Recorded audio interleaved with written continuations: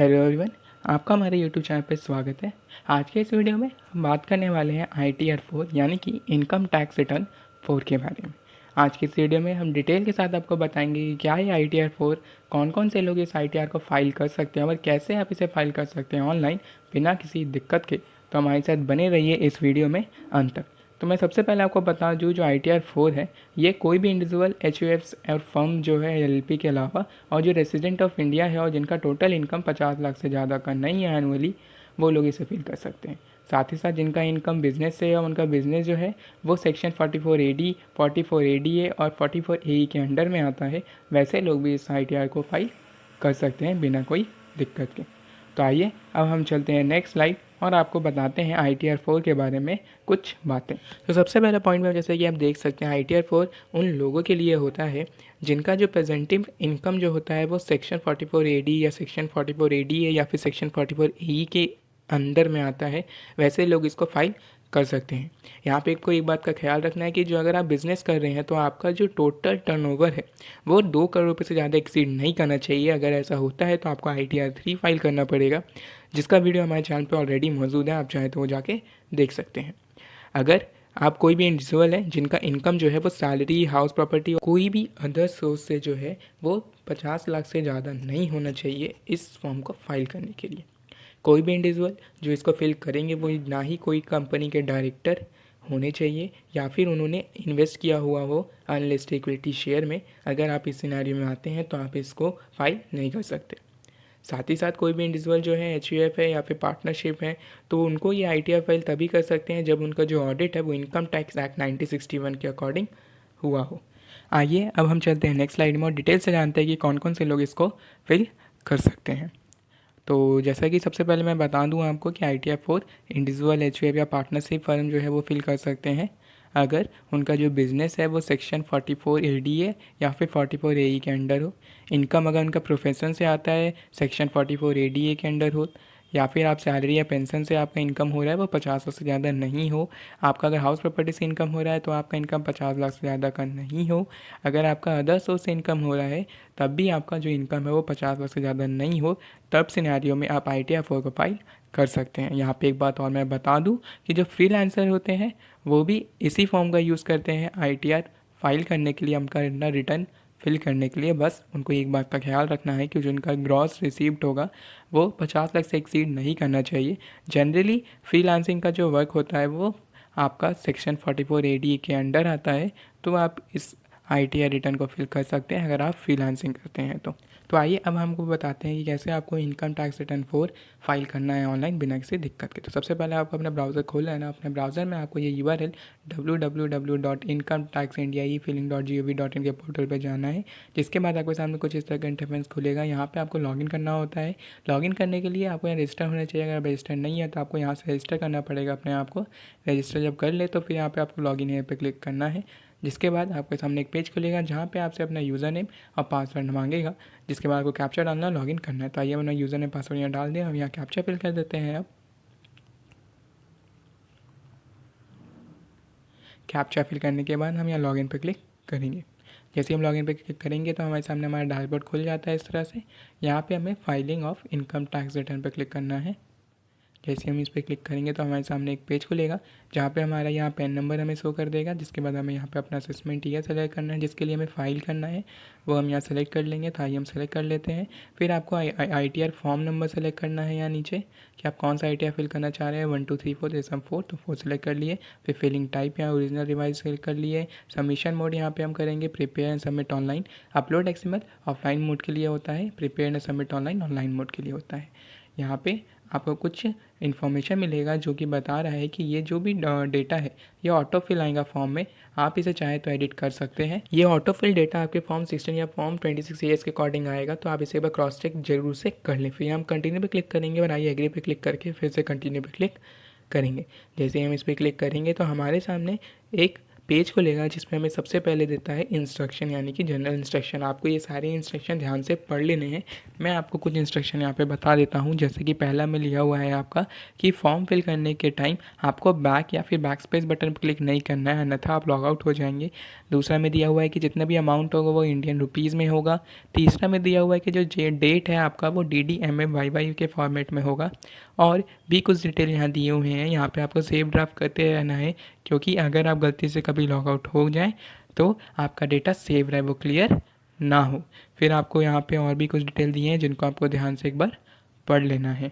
फिर यहाँ पे हम आते हैं ऊपर, जहाँ पे आपका यहाँ पे टाइमर चल रहा होता है। आपको इसके अंडर में ही फॉर्म फिल करना होगा, अन्यथा आप लॉग आउट हो जाएंगे। तो अब हम चलते हैं नेक्स्ट पेज में, जनरल इन्फॉर्मेशन पे। यहाँ पे आपका जनरल डिटेल्स दिया होगा, जैसे कि name, last name, PAN number, date of birth, address, Aadhaar number, mobile number, वो सारे डिटेल यहाँ पे आपको दिए होंगे, जिनको आपको एक बार क्रॉस चेक कर लेना है कि कहीं भी कोई एरर ना हो। अगर कोई मिले तो आप उसे एडिट करके सही कर लें। यहाँ पे आपको ईमेल आईडी वगैरह भी आपको दिया हुआ मिल जाएगा आपका। तो आपको एक बार ध्यान से ये सारी डिटेल अपने मिला लेना है कि आपके ये सारे ही सही हो। उसके बाद यहाँ से आपको नेचर एंड एम्प्लॉयमेंट सेलेक्ट करना है कि आप क्या है, गवर्नमेंट एम्प्लॉय हैं या फिर बिजनेस है। बिजनेस है तो आप यहाँ अदर सेलेक्ट कर लें। फिर यहाँ पे आपको सेलेक्ट करना है कि आप कौन सा के अंडर अपना जो है रिटर्न फिल कर रहे हैं, ऑन या before due date, after due date या फिर रिवाइज्ड है, वो आपको यहाँ से सेलेक्ट करना है। तो हमारा ऑन और बिफोर है तो हमने सेलेक्ट कर लिया है। उसके बाद हम यहाँ नीचे आते हैं। यहाँ पे अगर आप रिवाइज फिल कर रहे होते तो आपको यहाँ पे रिसीप्ट नंबर और date of filing of original return यहाँ पे देना होता। अगर आप कोई नोटिस के रेफरेंस में कर रहे होते तो उसका डिटेल आपको यहाँ पे देना होता।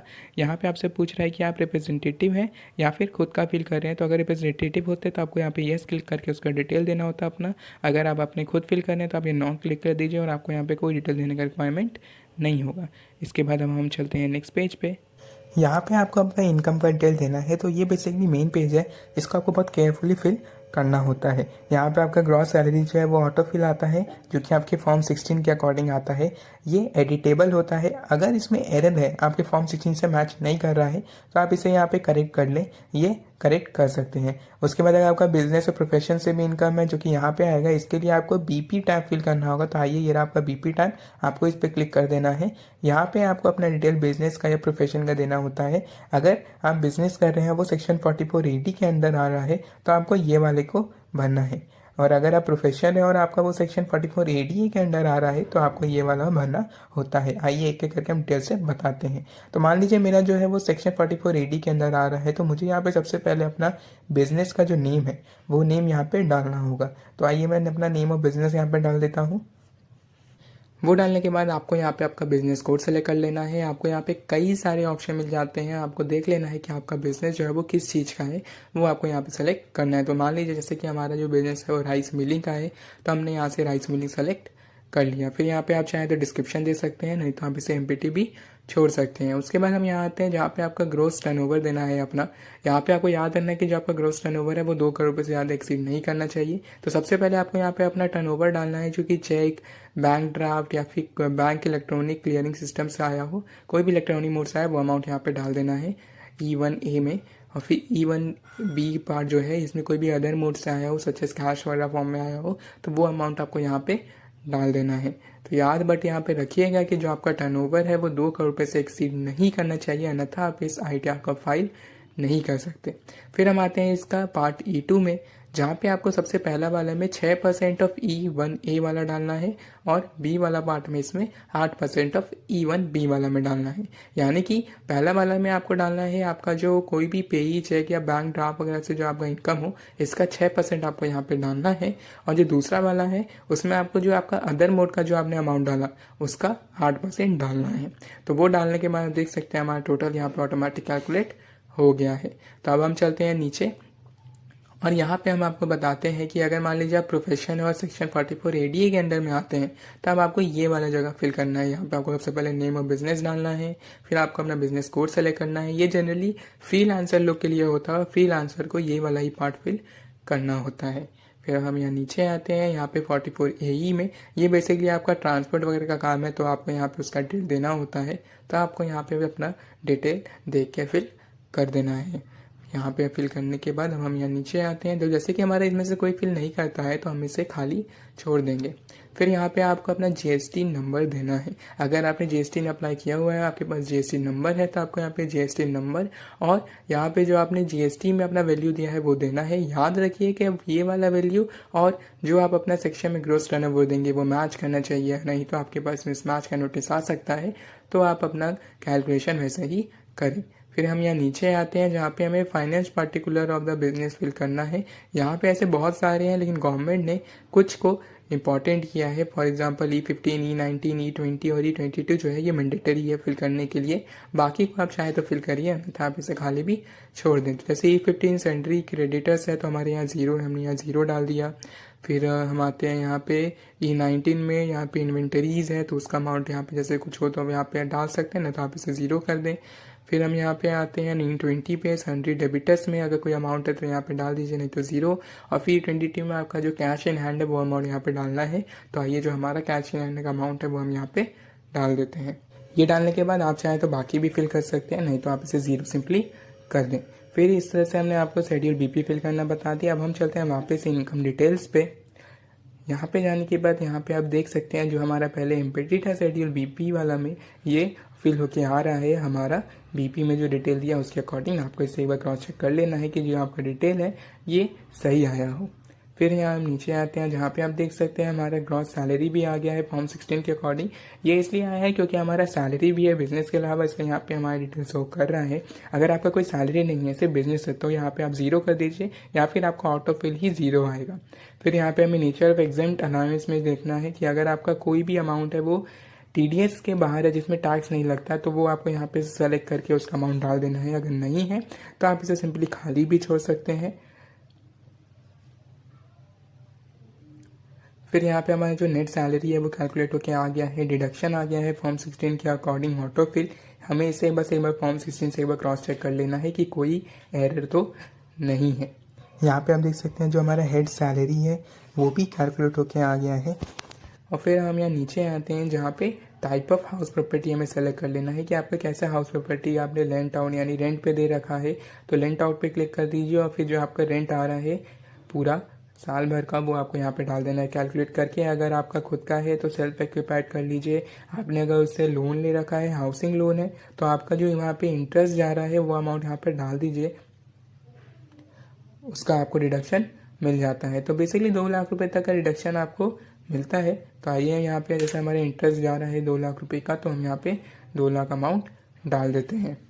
वो डालने के बाद हम यहाँ पे आएंगे एरियर और अनरियलाइज रेंट जो है, जो हमने रिसीव किया होगा अपना ईयर में लेस देन 30% उसका कैलकुलेट करके हमें यहाँ पे वो अमाउंट डाल देना है। अगर आपका इस सिनेरियो में फिल नहीं करता तो आप इसे सिंपली ज़ीरो कर दें। तो जैसे कि हमारा नहीं करता तो हम यहाँ पे सिंपली ज़ीरो अमाउंट डाल दे रहे हैं।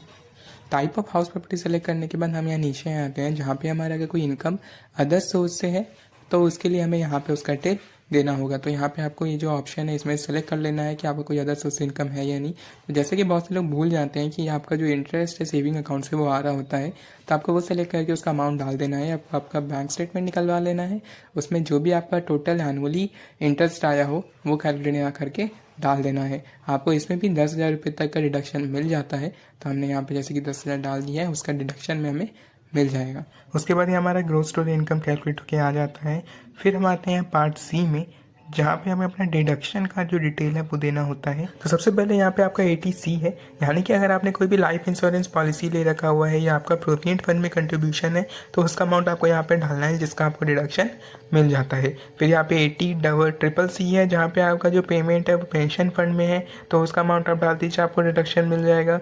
वैसे ही यहाँ पे आपको 80CCD है जहाँ पे आपका कंट्रीब्यूशन अगर पेंशन स्कीम और सेंट्रल गवर्नमेंट है तो उसका अमाउंट आप डाल दीजिए। वैसे ही यहाँ पे आप देख सकते हैं आपको कई सारे ऑप्शन मिलते हैं, वो आपको देख लेना है कौन सी सिनेरियो में आप फिल करते हैं और वो अमाउंट आपको डाल देना है, जिसका आपको डिडक्शन मिल जाता है। फिर हम हेल्थ इंश्योरेंस प्रीमियम में आते हैं।